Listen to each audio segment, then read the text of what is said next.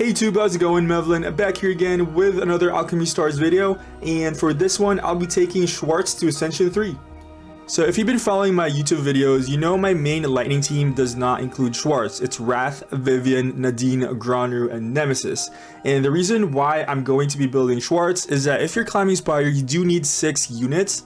And the reason is that if one of your main units is going to be a healer, there are some fights in the Spire where you need to take the healer out. So most of the time I'm going to be playing Nadine in almost every single fight, but there's some floors where I need to take Nadine out, and that is where my Schwartz is going to be coming in. In terms of what he does in your team composition, he is just a really good boss killer. He's really good in those fights where there is one wave and there's like 1 or 2 mobs that you need to kill and they have so much HP because of his active skill. The game does label him as a sniper, but I feel like he's more of a detonator. I guess he could be a sniper because he has really good range in both his chain combos, and his active skill deals damage to everyone, so I guess maybe that's why he's a sniper.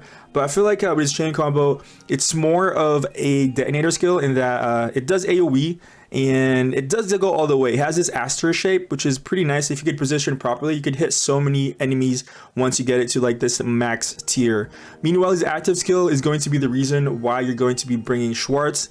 Like I said, this is good against bosses. It deals 300% damage, but it also deals 10% of the target's current HP. Now that's quite a lot because this is only 3-round cooldown, which means you could use it every 4 turns. So usually in a fight, you could use his active skill maybe 3 times, and that's chunking away around maybe 20% of the boss's HP. So if you take Schwartz, the boss basically only has 80% of his max health, which is kind of insane. Just chunking 20%, it's gone just by bringing Schwartz. Also, this does increase with his defense up to 5%, so a little bit more damage there. Don't really know what the ratios are, but know that the higher defense, the more damage his active skill is going to do. Meanwhile, with his equipment skill, increases his defense for every Thunder or Lomopolis Auroran deployed. Since you'll be using him in the Spire, we're going to have max value from this because we're only going to bring in Thunder units. And also, once you ascend him, he does get a little bit more attack with his defense. In terms of his breakthroughs, the first one, it's pretty okay. It executes non-boss enemies below 10%. And the thing is, like I said, he shines more against boss enemies because boss enemies have a lot of health. But I feel like there are some non-boss enemies that are pretty healthy as well, like maybe floor 77. I don't know if it's going to work in floor 77, but if it does, being able to execute that boss at 10% health could be pretty decent value. I haven't tested it out, haven't gotten there. I'll let you know once I get there. But meanwhile, the last one is going to be the better one. Obviously, it turns his skills into preemptive, which means in most fights, you'll be able to use his active skill 1 more time, another 10% max HP damage. Really nice. And with his 3rd Ascension, like I mentioned, you are getting a little bit more attack with your equipment skill. And with that out of the way, let us upgrade this daddy.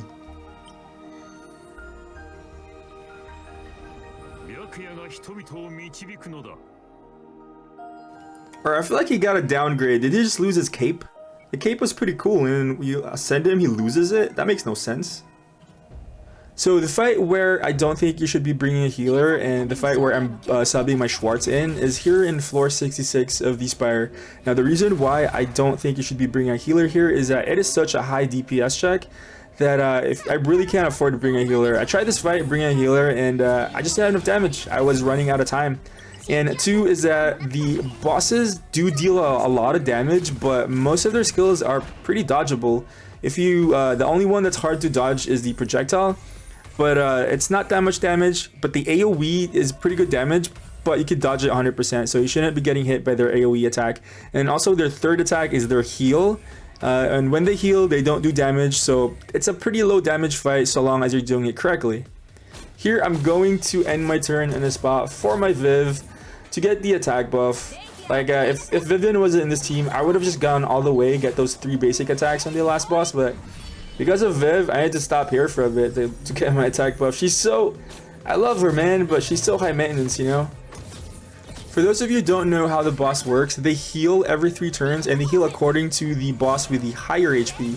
And note that one of them is not water, so one of them is weak to your element and the other one is the same. So since I'll be doing too much damage to this water one, I'll be focusing most of my attacks on this lightning one because it's going to be hard dealing damage to it because it's not weak to my element. And lastly, no, I'm gonna stop here because now they're going to do their AoE attack and I don't want to get hit by it. I could have went all the way to that blue, do a basic attack, but then it would deal damage to me. So since I have no healer in this comp, I cannot afford getting damaged by the AoE attack. Yeah, so now here they're going to heal on the next turn. So I'm just going to try to get more damage to the lightning one because it's more HP than the water one. And now they're both at 79, which is perfect. Alright, now we get to check out Schwartz's damage. And so one of them is at 79. Uses skill goes down to 77, and the water one goes all the way to 65. That's 14% of their max HP from his active skill. And I haven't even upgraded his equipment yet, so if once I upgrade that equipment, I get more bonus damage to water units. Oh, it's gonna be so much damage. As much as I love my Viv, man, I kind of regret building her. If I had built Schwartz, I would have been like, life would have been so much easier, you know? Here, I switched to my Viv because I'm gonna do a 5 tile. So get more attack buff, do some more damage. We know they're gonna do their projectile, so that one is pretty hard to dodge, so I'm not even gonna try. It's pretty good damage, but I've been dodging everything so far, so all is good. That's a lot of damage. All right, here I actually decide to get hit by the AoE because note that my nemesis is her skills are almost ready with my Wrath, and that's my big turn. And I want to position in such a way that I'm maximizing damage. So I know I'm gonna get hit here by one of the mobs, but like this is just the best spot for me to use my nemesis skill. And yeah, that's a lot of damage I took. That really hurt. But I think it's just it's a balance of, like, you know, trying to do as much damage as you can while trying to survive. Like, I have to do damage here, so I have to end my turn here. That way here I could do a big run, probably Aurora time. I could loop around, go back to the other one. And unfortunately for my Viv, it's too far for the other boss, so I'm not able to get my my attack buff here, sadly.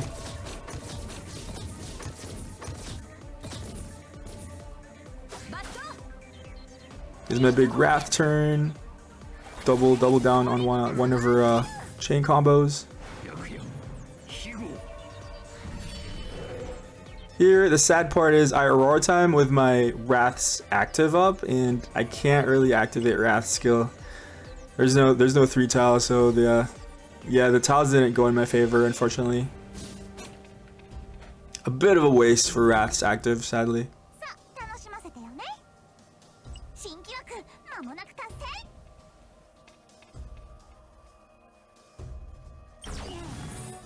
Here I'm just going to use my Granru because I see a tile on the way back. I feel like changing to Wrath as leader too was a mistake because now I don't have any change captains left, and so I'm never getting attack buff for my Wrath anymore.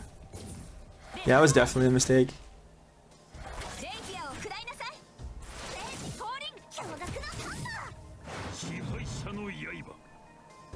And here, I think my skills are ready for both Viv and Schwartz, but they're pretty low now, so it's not going to do as much damage anymore. Yeah, I think that only did a total of 5% of their max HP, because it's based on their current HP.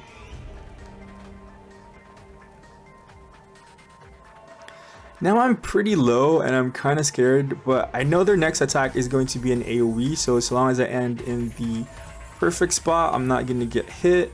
Here is fine. It's out of range for their AoE attacks.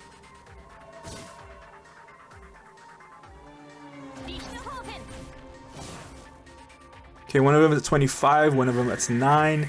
I know they're going to heal this turn, but I really cannot afford to get hit anymore. So I'm thinking, what is the best spot for me to stop? I need to escape next turn because they're going to do their projectile attack. So I need to be connected to that yellow tile that goes all the way to the right. That way I have an escape. They don't hit me with their projectiles because I'm too low. I cannot afford to get hit anymore, unfortunately. So they're gonna heal here, back to 24, sadly. But I have one more big turn, and here I know I have to escape. I don't use my Granru here because of how the cooldowns work. I cannot use her skills again. So might as well save it for the big turn. I don't have to waste it here. Here I see that one tile on the right side is the safest one. So I'm definitely, no, you don't do that, man. Yeah, you don't do that. You can't use it anymore, so no reason to use it now. I could just save it for later. Yeah, time to hide. I can't afford to get hit. And they're going to move towards me, trying to hit me with a projectile, but we're too far. Here they're going to do their AoE, and my next turn is my big one. So I need to end on the perfect spot, and I think this is the perfect spot for me to use my Nemesis ability. If you're playing Nemesis and you don't have a teleporter with her, like, you know, to combo with her, you have to be planning ahead where to do your big Nemesis turn. Especially for me, is I use my Nemesis with my Wrath as a combo. Okay, I'm gonna do Schwartz again. That is not bad, 5% again. Gonna use my other active as well. Here I got a pretty big turn, and I'm pretty confident I should kill it, especially with Wrath's active up.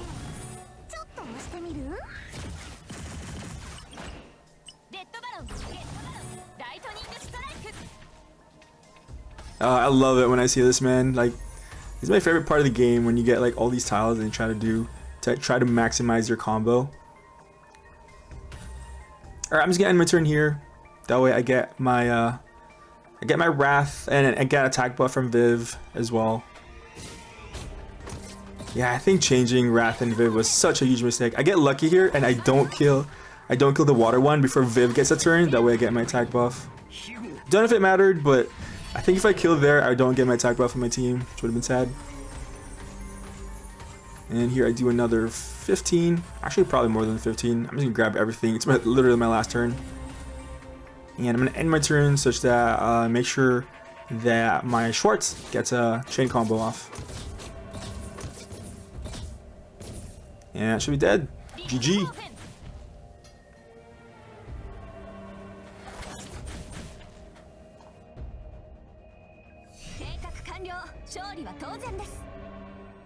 And that's it for this one, boys. In conclusion, Schwartz, really good. Kind of OP hero. I regret not building him as soon as possible. Like I said, probably one of the best boss killers in the game. As a side note though, I'm probably gonna not be uploading any videos sometime soon, probably in the next 2-3 days, because I'll be spending most of my stamina farming the Eye of the Storm event, and the rewards that's left for me there are not Ascension materials, so I'm not farming for Ascension materials. Means I can't really showcase any heroes because I'll be spending most of the time wasting my stamina getting those furnitures and the Dawn Shard. Anyways, for everyone stuck all the way through, thank you so much for watching, and I'll see you guys in the next one. Peace out.